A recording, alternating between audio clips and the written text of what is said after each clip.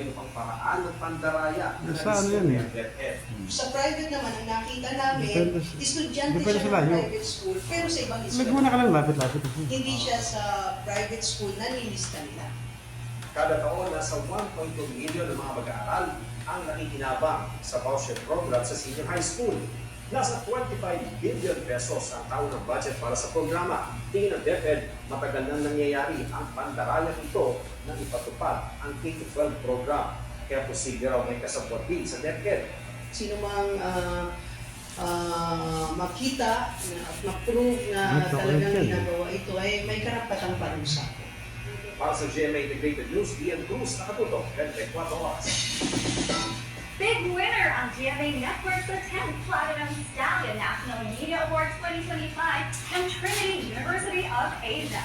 Kabilang dyan Siguro like lang ang video. 24 oras na Oo nga pala, dati na before and after, no? Program of the Year. Narito ang report ni Officer Hindi Ambet. ko lang napag-sensor na before and after. Bukod sa GMA Network na pinarangalan bilang TV Hindi, station ng tagal lang Pilipinas, mapuno. humakot din ang award ng iba pang kabusog programs and personalities sa 10th Platinum Stallion Apply niyo National po ulit Media yan, Award Oh, may gamot 2025 pa. ng Trinity University of Asia.